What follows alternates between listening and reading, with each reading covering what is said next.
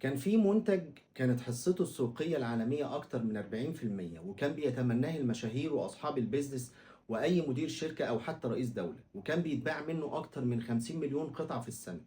وفي أقل من 3 سنين نفس المنتج ده بقى أضحوكة العالم ومحدش طايق يشتريه. عارفين المنتج ده اسمه إيه؟ اسمه بلاك بيري. واللي حصل معاه هو ده اللي هنعرفه دلوقتي في الحدوتة دي. أهلا بيكو في حواديت بيزنس. في كتير من الشركات النجاح أحيانا بيخلق غرور، والغرور بيخلق صراع داخلي، والصراع بيقضي على كل اللي اتبنى. والمشكلة إن الإدارات العليا بتفتكر دايما إنهم عارفين السوق كويس، فبيرفضوا يسمعوا لأي شخص تحتيهم، سواء من الماركتنج تيم أو سيلز تيم أو حتى من صوت العميل الحقيقي ذات نفسه.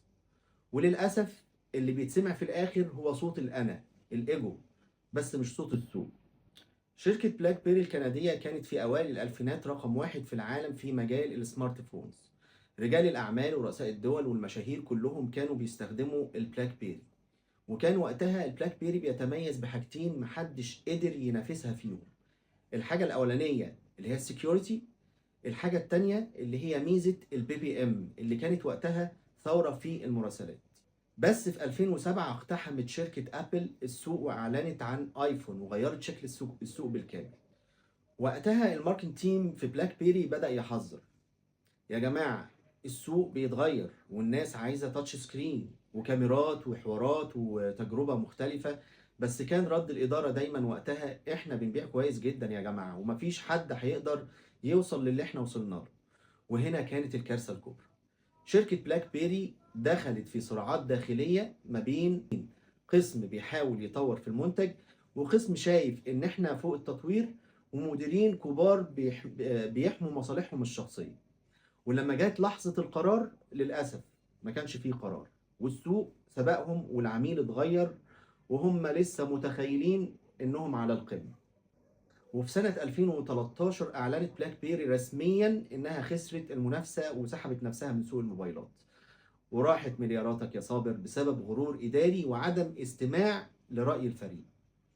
ولو فكرت شوية في اللي حصل في بلاك بيري هتلاقي اللي بيحصل ده شبه اللي بيحصل بالظبط في شركات كتير عندنا الفترة دي، خصوصا ما بين الماركت تيم والسيلز تيم. ودايما تلاقي كل فريق بيرمي اللوم على التاني. التسويق مثلا يقول لك: احنا عاملين كل اللي علينا بس المبيعات ما بتعرفش تكلوز، المبيعات مش عارفة تبيع. والمبيعات في نفس الوقت ترد: انتوا الكامبين بتاعتكم مش مظبوطه، والبرايسنج والبيمنت بلانز، يعني كل حاجه مش مظبوطه، واحنا اللي شايلين الليله في الاخر. والكارثه احيانا بتبقى ان صاحب البيزنس في بعض الاحيان بيبقى مبسوط بالمشهد ده وسايب الخناقه دايره، لانه متخيل ان كده بيشغلهم ببعض او بيقلل مصاريف التطوير، وهو مش واخد باله اصلا ان المتفرج الوحيد عن انهيار شركته هو نفسه. طب ايه النتائج اللي نطلع بيها النهارده من الحكايه؟ اولا، لو مفيش وضوح بين الادارات وبعضها الشغل بيتحول لصراعات ملهاش اخر، ولو كل واحد بيحمي نفسه محدش هيحمي الشركة.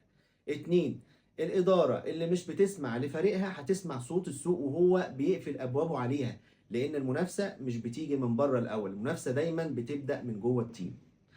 واللي عايزك تتعلمه النهاردة انك لازم تسمع التيم بتاعك قبل ما تسمع نفسك انت، وابن جو من التعاون بين التيمز وبعضها، مش خناقه بين الاقسام وبعضها. وصدقني طول ما انت ماشي بمبدأ سياسي فرق تسد هتبقى انت الخاسر الوحيد. وما تخليش الايجو تسبق دايما الاستراتيجي، سيب الايجو دلوقتي لوحدها. ودايما اسأل نفسك سؤال: انت اللي شغال عند السوق ولا السوق اللي بيشتغل عندك؟ سؤال مهم جدا. ورسالتي ليك النهارده لو انت صاحب شركه او مانجر او تيم ليدر حتى، اعرف ان اعظم شغل ممكن يضيع بيكون بسبب الميس كوميونيكيشن، بسبب اننا بننسى الهدف المشترك ونبدا نفكر في ازاي ان احنا نحمي مصالحنا الفرديه. الشغل مش ساحه معركه، الشغل تيم ايفورت، والنجاح الحقيقي بيبدا من جوه مش من السوق. ودي كانت حدوتتنا النهارده من حواديت بيزنس، عن ازاي الاداره ممكن تخلق نجاح او تهد اللي اتبنى في سنين في ثانيه واحده بس.